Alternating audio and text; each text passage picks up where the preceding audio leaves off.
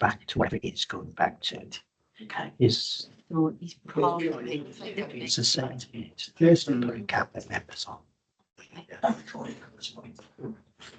I just thought we come back. Thank you.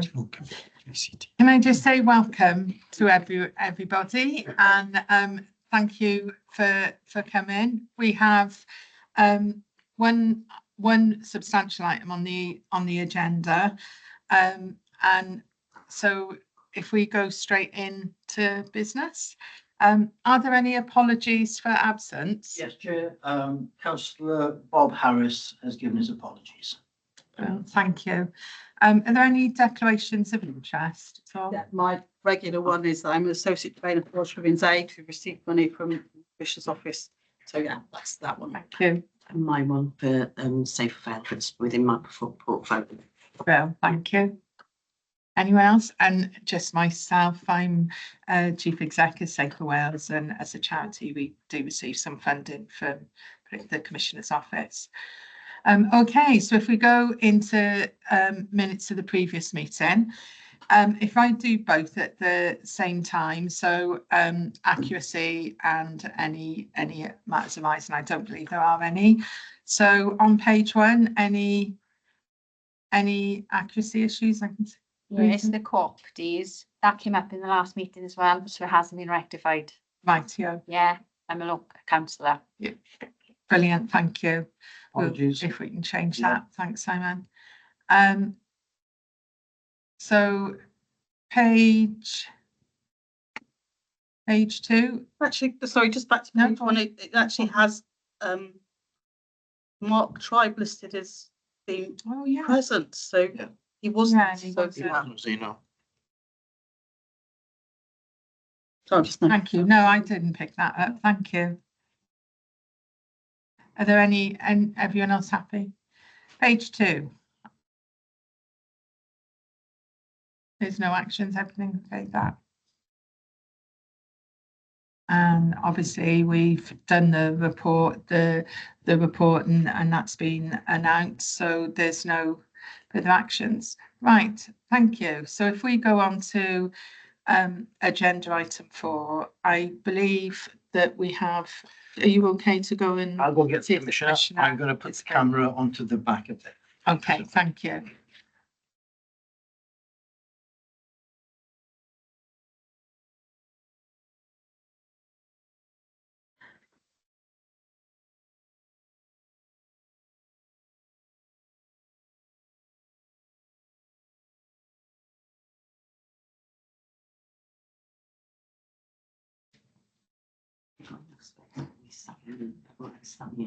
I'm fine.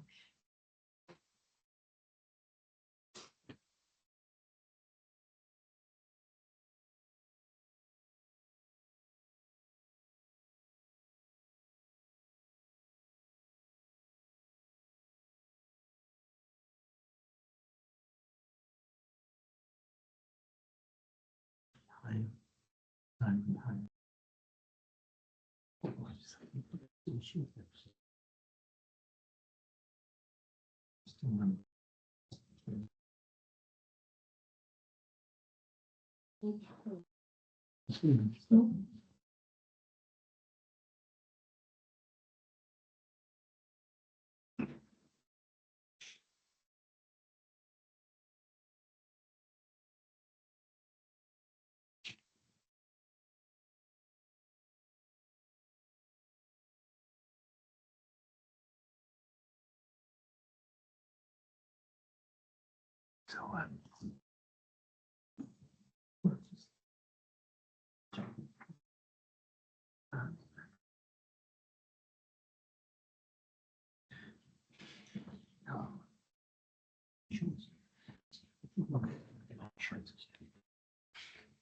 Yeah, because obviously there is. It's gonna have to be gradual. These questions too. It's good. Just complicated. This job. Commissioner for North Wales. Yeah, so he's asked.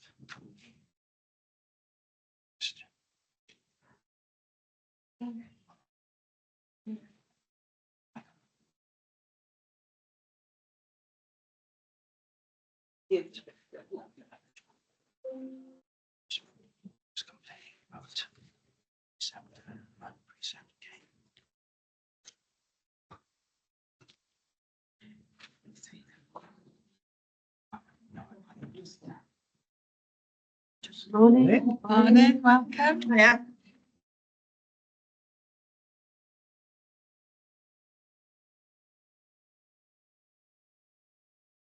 Hiya. How is everyone? Fine, thank you. Where's the sound gone? We are in Merthyr. When I come in, anything down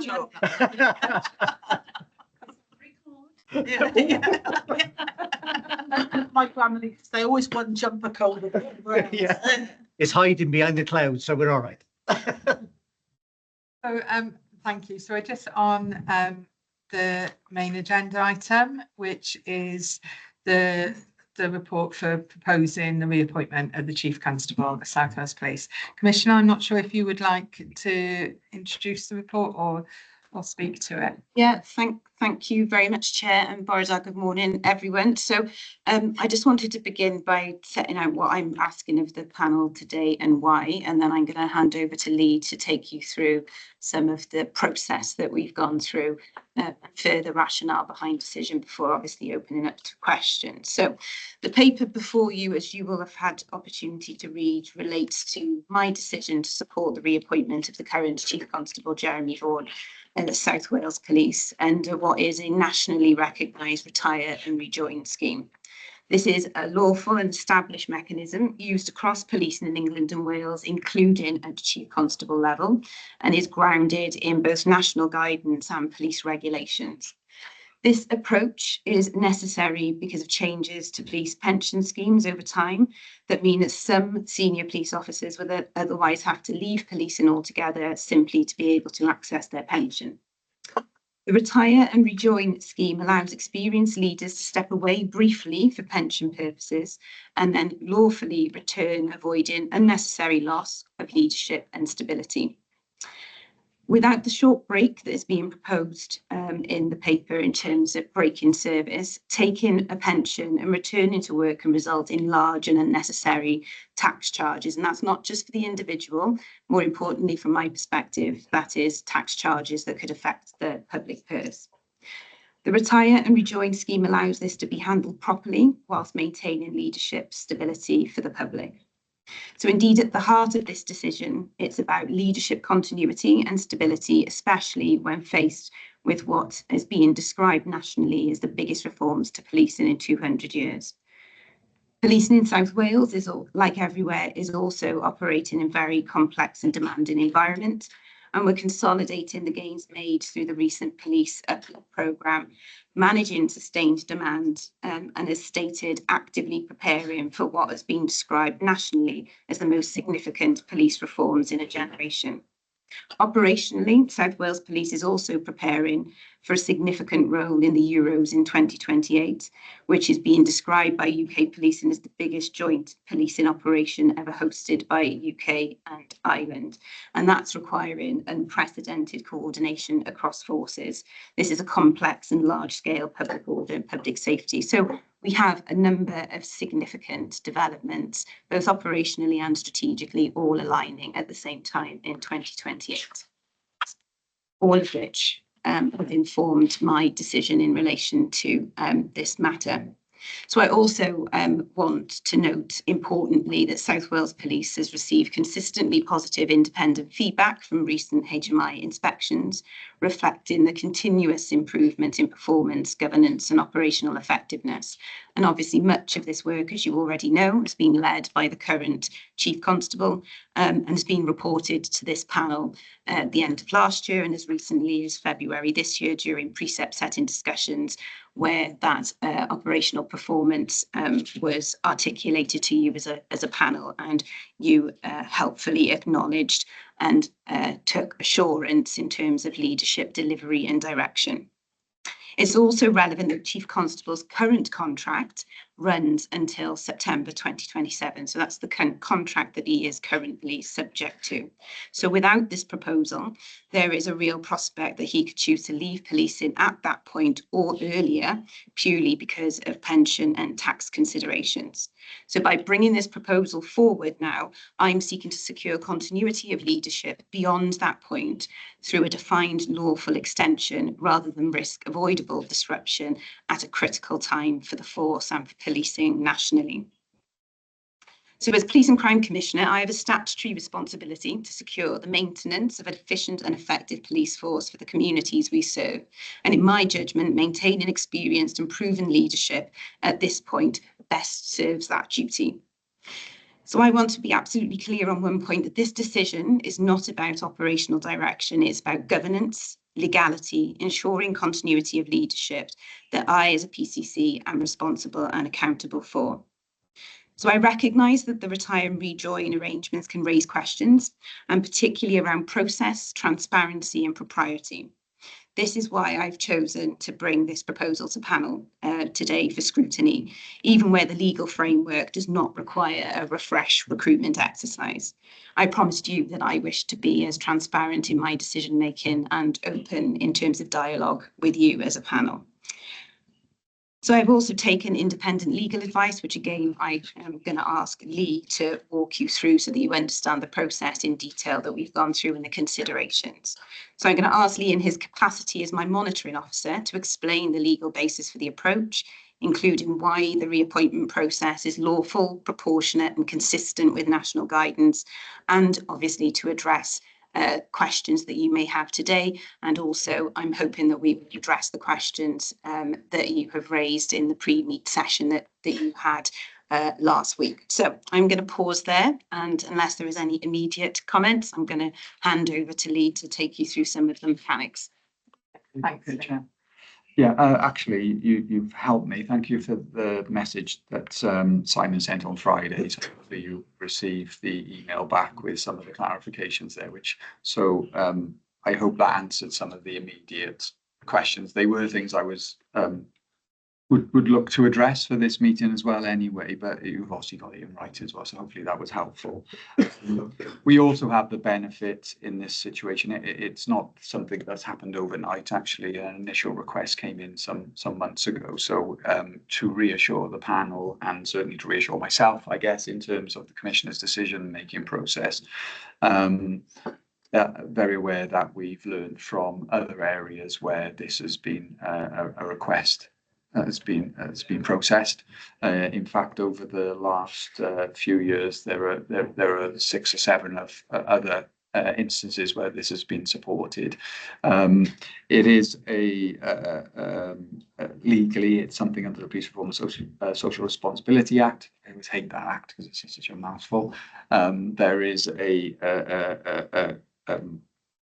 response. There is a right for the Commissioner to support such requests. Some of it comes down to, of course, a change in pension legislation, and this over time, this will become less of an issue because new chief constables won't have joined the scheme back, the older scheme, which goes back to 1987. So I think those of us who've worked in local authorities will know that we've probably got several iterations of pension schemes, and various aspects of them apply, and then it change, and then it. Pensions are very complex, but as the Commissioners laid out, this is it is not the drive for the PCC's decision, but it does dictate the mechanics of it, and it is a right of chief constables in this position to request it, particularly where there is it's helpful to Commissioners or forces as well to retain that specialist knowledge. So. In terms of the simple, one of the first questions is retire, rejoin lawful for chief? Well, the simple answer is yes. And I think as the Commissioners explained, and as hopefully the report and the guidance shows, there is legislation and both Home Office and NPCC guidance, which was attached to the report, which explains that this actually applies to all ranks. So it is something South Wales Police is also doing for other senior ranks, because of the same rationale that the Commissioners outlined, because particularly where there's been quite a high turnover of new officers coming, losing a lot of experience is quite challenging for forces, as it is for any organisation. But as you can imagine, police forces, if you have a force a lot of young staff and don't have that experience, it can put the organisation in quite a vulnerable position. So there's nothing in the legislation and the guidance that I've shared with you that prevents the Chief Constable from accessing the scheme. Indeed, based on publicly available reports that we do know, at least 6 forces in England and Wales have already approved similar arrangements at Chief Constable level. And I know as a panel in your pre-meet, you picked up on that. You will have, and you did also note about the differential in terms of the gap. Not wanting to save anyone's blushes, that does relate to the pension rules and the age of the individual. So that way maybe you picked up a difference in a force within Wales where there was only a day gap. That was because of the age of the individual, meant they didn't need to take them. I think I addressed that in the email to you. It's a bit odd, I know, but these are the rules. There's not. Well, I suppose what I'm trying to illustrate, this is not something we've just made up. It's illustrative of following guidance. I did obviously speak to my colleagues in the other force as well, confidentially, as to how the process went. We've had advice from both the joint legal services, but also, again, to reassure myself as much as the monitoring officer for the Commissioner's decision, we had independent legal advice in a firm called Waitmans, who also have advised other Commissioner's offices in relation to the process as well. So not only have we had our own legal advice, we've had independent legal advice as well. I think the important thing to note as well, the Commissioner has agreed with this, assuring that the Chief Constable will abate his pension. And I think what I mean by that, and I'm sure you're aware, I don't mean, is this is a mechanism to ensure that there's no double payment of salary and pension, i.e. Commission's not drawing on a pension coming back and then having his salary. So the simple terms, that prevents it going forward, having full wages and full pension at the same time, which would be obviously a significant safeguard in terms of not having cost to the organisation or the public purse. So there is no additional cost to the taxpayer throughout any of this as well, which I think is an important factor for the Commissioner and for the panel. In relation to the query about does it require a new appointment process? Again, this is a key point. It's an important question, but no is the simple answer. Again, as I think I replied, the regulations allow for Chief Constables to be appointed on fixed term basis, provided statutory limits are observed. So there's an initial contract and a year-on-year rolling. That does allow, therefore, and as the Commissioner does do, almost a Chief Constable is almost on a permanent job interview, in the sense of there's an assessment of performance against the Commissioner holding the Chief to account. As you are aware as well, the Chief does come, even though your role is to hold the Commissioner to account, has come to this panel on several occasions, particularly around the precept setting, in terms of the demand, in terms of discussions around performance and the HMIC work, which generally is very positive, as you know as well. I think the Chief did sit here and talk about how his ambition as well is to improve those HMIC inspections even further to become an outstanding force. And I think that's one of the factors as well, of which the Commissioner was concerned about, that wanted to be able to see that through and continue to drive positive performance forward. And the trajectory of performance, and one of the rationale in the Commissioner's thinking was based on what's the evidence that shows that the Chief has been doing a good job. Parliament really has deliberately designed the system to recognise the need for stability and continuity of Chief Constable. Therefore, the process, which is clarified in Home Office Circular, I appreciate, sorry to use sort of very bureaucratic language, confirms that this process is appropriate. There is potentially that there has been high turnover of Chief Constables in Richards across England and Wales. In fact, and that's increased. So the number of retirements over the last couple of years is double what it was the previous period. In Wales, we've had the retirement of a couple of chief constables as well, and you know, that it's not a simple process appointing a new chief constable. I think a number of you of this panel might have been involved in the last process. And in terms of numbers of officers, the numbers of the interest, particularly coming into Wales, is probably not as great as we would like as well. It has been challenging for other forces in terms of appointment process. It is also a costly process as well. So part of the rationale here is this is a more effective way to retain the skills and experience. Because of that and because of the guidance, this is an established process to not have to go through and not treat it as a fully new appointment, which is why you don't have the full confirmation process that you would have to, because the current chief constable has already gone through that and continues to have oversight from the commissioner. And as I mentioned before, I know of in recent years at least 6 or 7 of different forces where this precedent has already been followed. So we're not the first by any stretch of the imagination, and the number of forces where this has occurred. With that in mind, therefore, the guidance is that in order to show there isn't a gap in leadership of South Wales Police during the short break, the deputy chief constable will act up into the role of chief constable during that period as well, which again is an established process, and it is important that it is an acting up. It's not an interim, it's not temporary, it's there to cover that period as well, so that we have that cover during that period. So the commissioner has acted lawfully and in terms of the oversight and the process. The other reason, so that is also another reason why the chief constable isn't here to answer any direct questions, because it's not a reappointment process we're going through here. Though part of this process will be just a year extension into his contract to see us through the 2028 period, because as you're aware, with the decision on PCCs as well, we're in a position where if the chief was to go with his current contract, it would be September 2027. Commissioners going in 2028. That is a huge void in police leadership locally and for South Wales. So there's a huge risk, more so than when maybe originally some of the other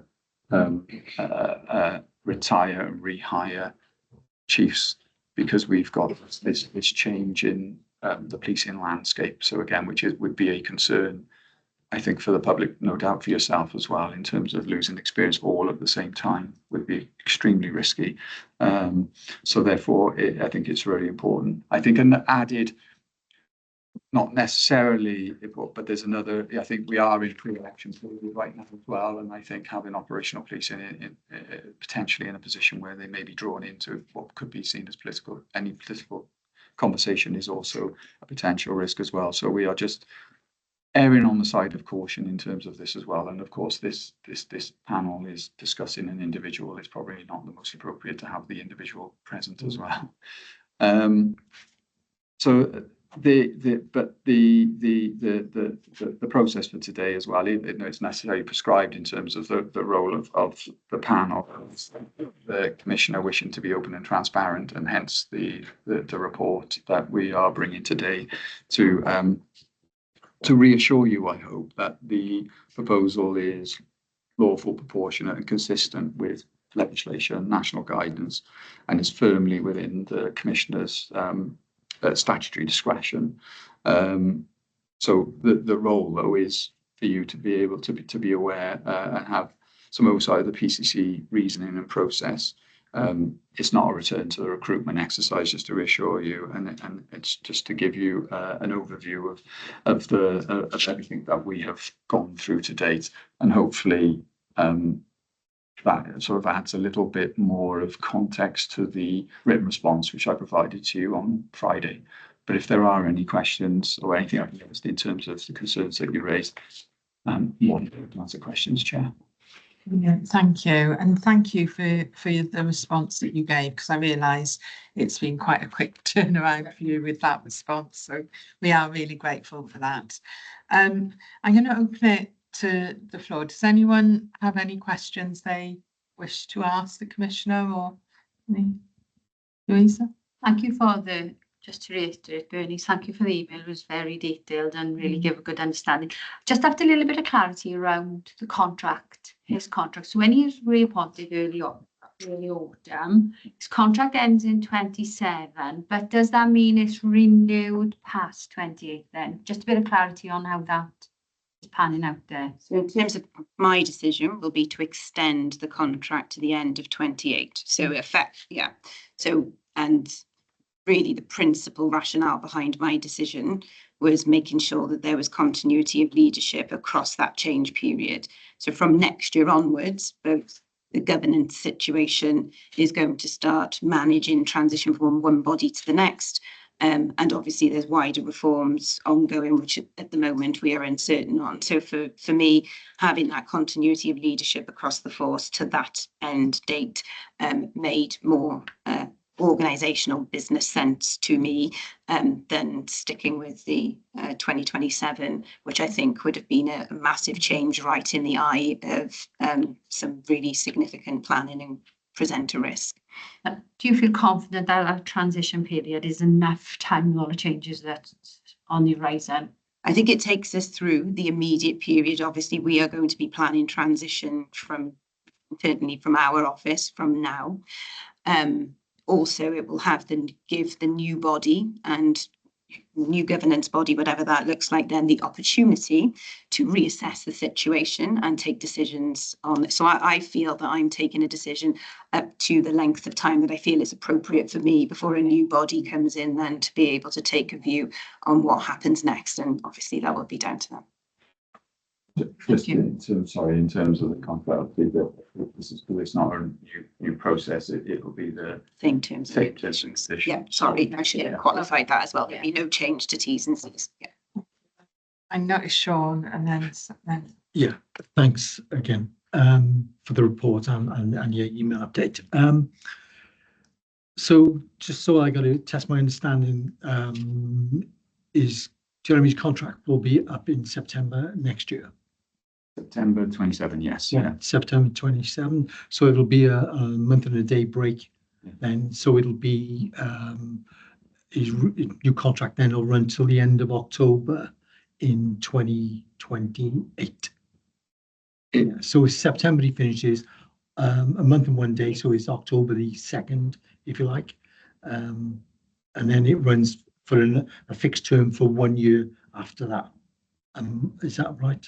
We have Term to the end of 28. yeah. Yes. And then will that come back to the panel again for that extension for another year, or will that be the commissioners just to endorse that and roll it on for another year? So we, as part of this process now, the chief will take that break and we will extend the contract. This one decision, we will extend the contract to the end of 28 now. Yeah. Any further decisions beyond that will be for the new governance body to take that decision in terms of recruitment or extension. That's what I wanted to get right in my mind. So Yeah. Because the current arrangements in relation to PCCs end May 2028. Yes. yeah, So that's what I there's a, do. so the new, that, as the commissioner said, that's why, to be fair, there should be an opportunity for the new arrangements to make a decision on whether it's appropriate to extend. I feel it's appropriate me taking a decision now, so that affects what is in the short and medium term in terms of both strategic governance and operations, rather than taking a decision actually very close to what will be new governance leadership, which I feel actually is probably more appropriate for new governance arrangements than to take a revised view of the lay of the land and what feels most appropriate. But the new governance will have to adopt what's in that legal advice anyway, won't they? And what's in the Yes. Unless there's any Nothing level changes. change. Exactly. Okay. Thanks, Chair. Just ask, within the documentation that we had, it said about rehire. Once they're rehired, they go back on probation. Is that correct? Would that? No. No. Because it's continuity, which is a bit strange, really, when I was reading that. So, Is that? And just no, yeah. No, I think it is hard to get you around, but in terms of chief constables, I know the advice is no. There's no need for. So does that sort of for any other sort of police officers then, that they go on probation if they, I don't, it's not Rehire. usual. no, I, But I think there is some local discretion. Right, with okay. it, particularly maybe, yes. how do I say it politely, the lower ranks possibly, you can have your local discretion, but that's not the situation, and that's not the advice we've had in this circumstance. Am I correct in thinking some people can be rehired at a higher grade? So if they've suitable or something like that, so that might be That could, probation. may it's a different, come into yeah, it's play. a different. Right, I just think that Okay. that's the way that- Okay. yeah. Gap in service where the probationary element come in. Did I read something? If you're getting the changes in the, But we're not the only public body that does this anyway. I know the NHS does this, civil service do, yes. I think there's an issue with retention Yeah. of knowledge and corporate members, because Yeah. that is a challenge, I think, for the Yes. public sector, full stop. Yes. Gareth, you got a question? Yeah, I've got a series of questions and I don't mean to be awkward, but You're going to be anyway. It's not awkward, it's a good question. Go on. Okay. The first thing is, it would have been nice to see the South Wales Police retire rehire policy for all staff. Because obviously, the force should have a policy. I've not seen it. I can't find it on the website. And obviously, what are we considering this against? Because obviously we can't look at the Chief Constable in isolation to the rest of the organisation. So I think we need to see that in reality. And the points people have just picked up, looking at it, you can be reappointed to a higher rank if that's a need, but you need to look at the policy. The guidance obviously doesn't deal with chief constables. The guidance actually deals with anyone below the chief constable. You will find nowhere in that guidance that's been supplied. It actually relates to the decisions the chief constable can make. But I think obviously on an equality basis, it should relate to the chief constable. But if you have a read of the guidance, it does. And I have, and I've noted that point, and that is why we've then sought independent. And I don't think it's unreasonable PCC whatsoever, on an equality basis. I think the whole issue, which again, Lee raises about the break, and there's nothing in the guidance, etc. It comes from HMRC, it does. And it's, whilst it says a month and a day, my understanding is that is 31 days and a day, because there's no different definition of a month. So I'm just wondering whether that can be checked. Yeah. What I'm concerned about now is what's come out, and I've got other questions apart from that. In paragraph 1.2 of the report, it says the Chief Constable's exempt record is for more than 5 years in role. And in paragraph 3.4, it says, obviously he's been in post 5 years and a 4 months period. Okay. The regulations actually state under Regulation 11 that the appointment to the rank of Chief Constable must be for a fixed term, and the maximum initial term is 5 years. So the Chief Constable has actually been in post longer than what you can allow him for statutorily. So the Chief Constable was appointed in 2020, had an initial 5-year fixed term contract, and my predecessor took a decision. Can you remember the date? And there's already, 22. yeah, Okay. 22, and extended it to 27. Okay. Obviously, a number of the issues that we are now dealing with were not pertinent or a consideration at that time, which is why I now feel that 2027 extension falls short to enable us to see us past what are now contemporary issues. But he's still in breach. He's still in breach then, because if the initial term was for 2 years, which is obviously what he did to 2022, I'm only asking you to check Yeah, it says. no, and I Is was, that the next term can only be for 3 years. So the issue is, presumably the previous PCC didn't take it anywhere. He made the decision himself. He didn't bring it to, I don't know whether he brought it to this panel or any other panel.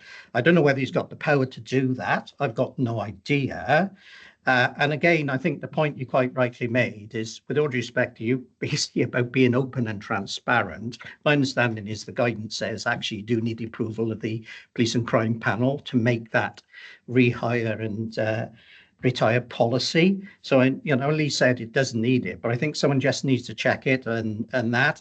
But I think someone just needs to check now if Jeremy was appointed from 2020 to presumably 2025, then what power does the PCC at that time have power to extend it for another 5 years, given that the regulations say that the maximum his initial term is 5 years? So if he only appointed him for 2 years, which clearly, and then he's taken it on himself to do another 5 years, then there may be a breach of the regulations.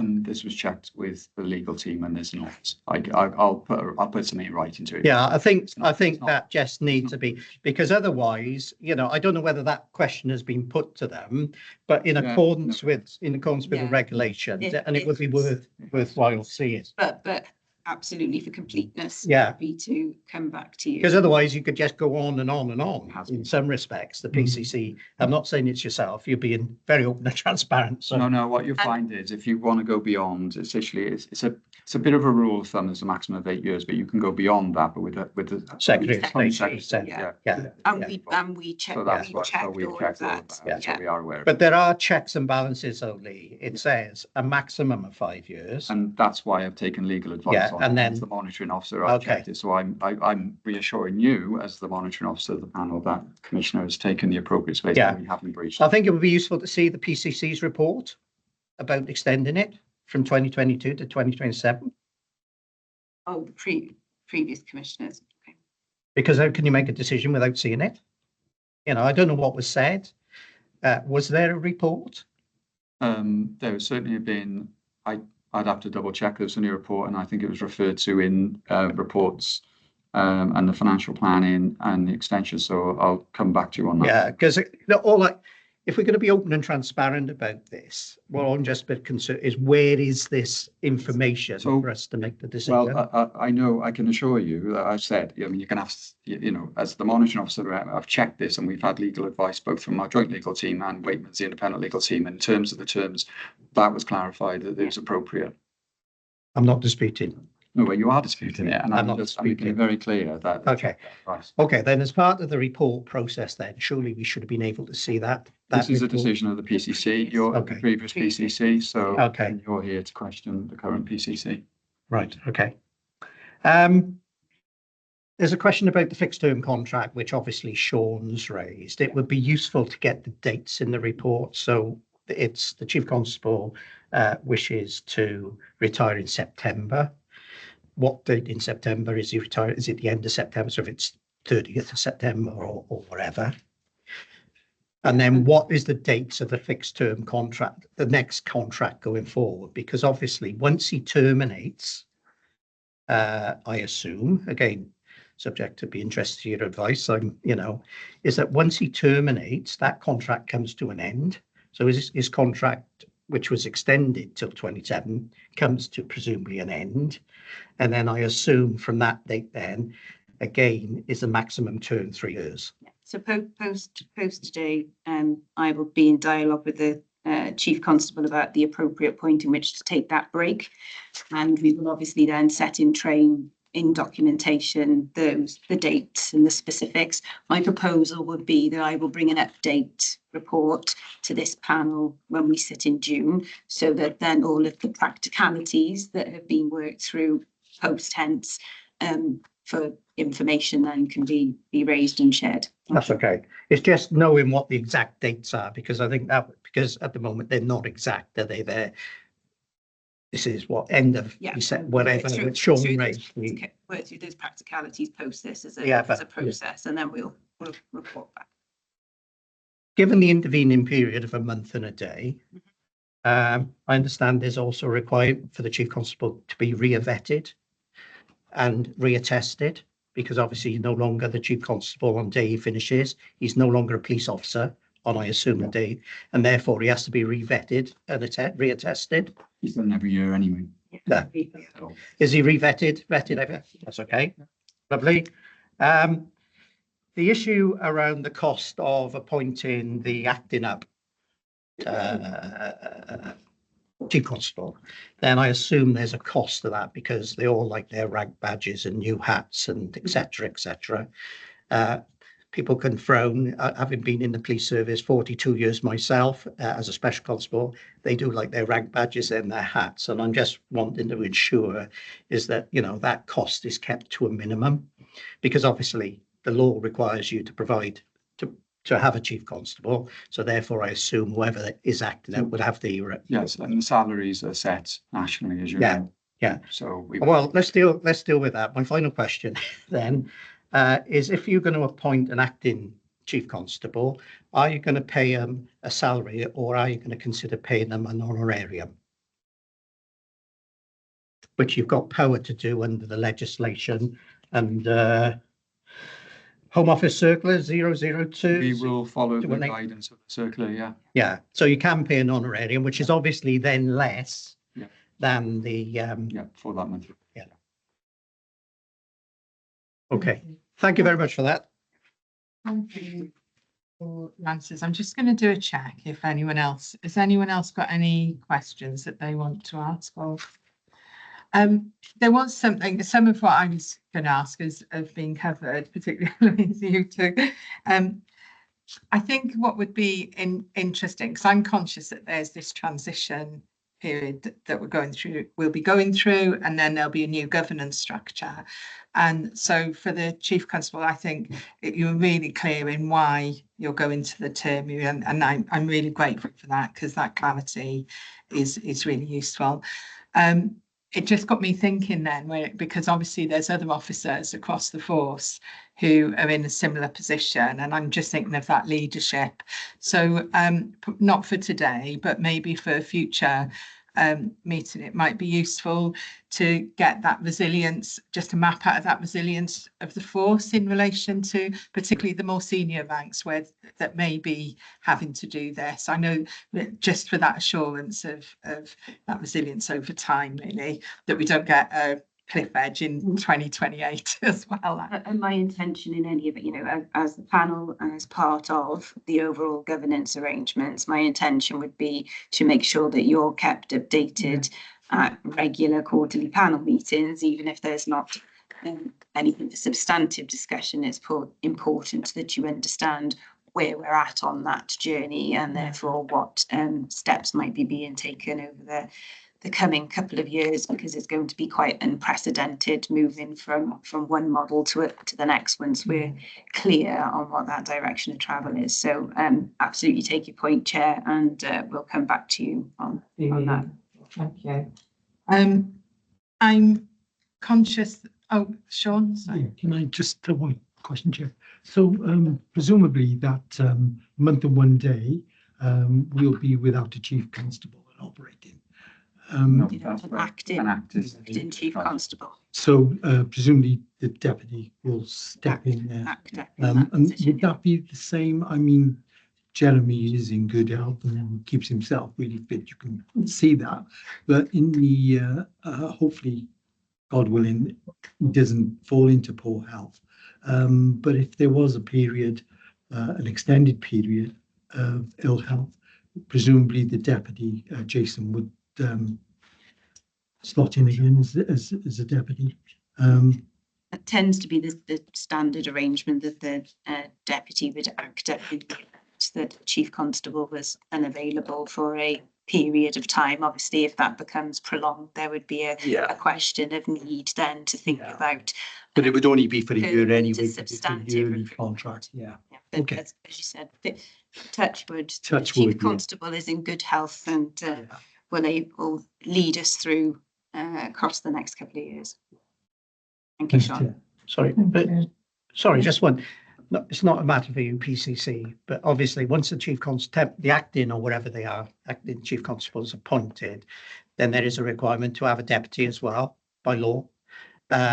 So I assume that whoever gets the acting role as chief constable will appoint one of his one of the assistants, and will that be a competitive basis, or will it just be this individual, he's the most senior assistant and therefore be fitted in? It's not a matter for you, obviously, it's a matter for the chief constable.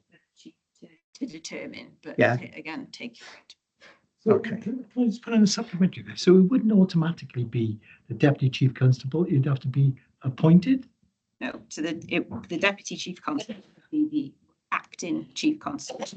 That's It's the what, yeah. deputy's role to stand in and take those responsibilities. I think what is being described is ensuring then that there is a Yeah. deputy in that position, because once you've moved up, you need to Yeah, fulfill what would be those duties, and it would be for the acting chief constable to take a view as to Yeah, which 'cause of if- those assistants The might, captain goes off the field because he's injured, you expect your vice captain to yes. take over.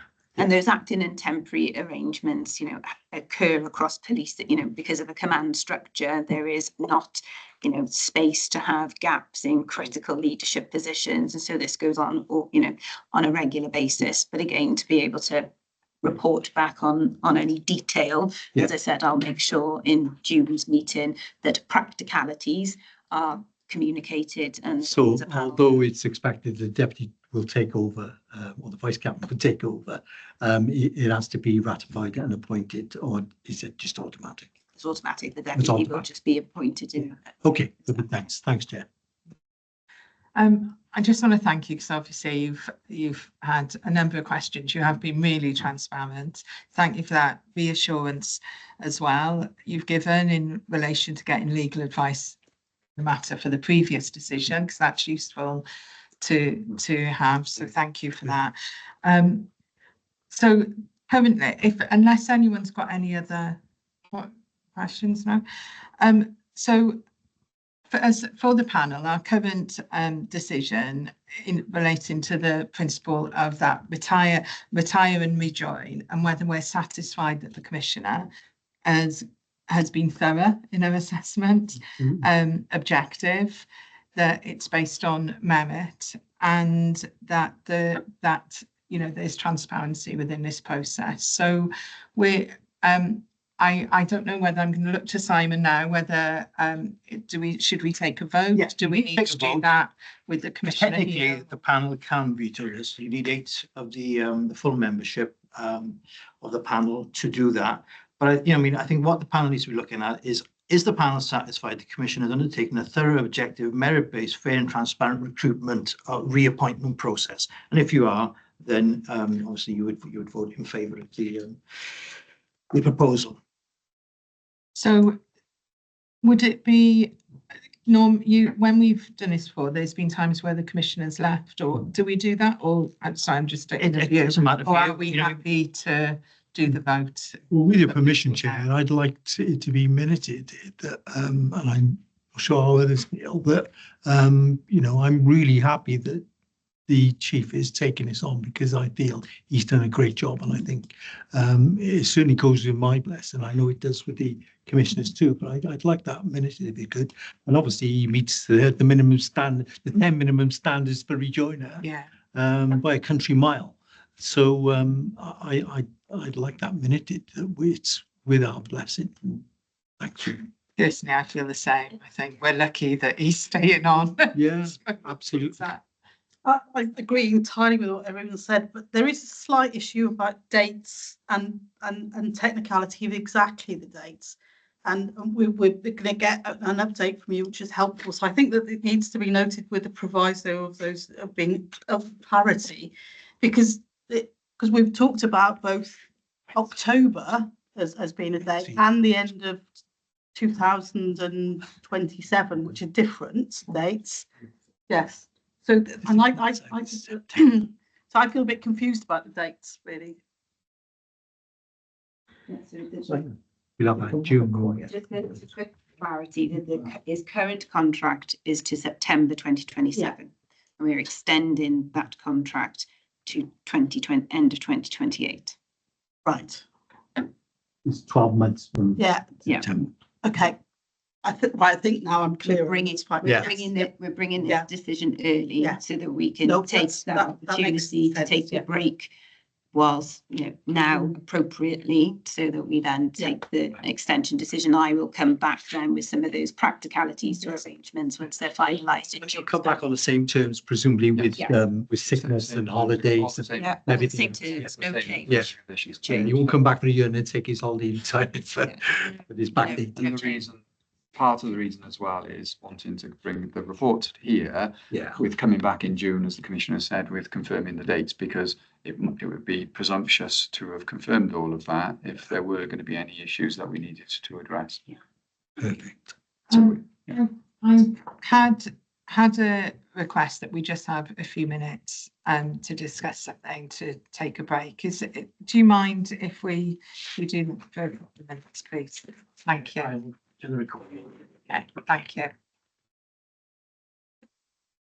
Just wait out by then. Yeah, that'd be brilliant. Thanks.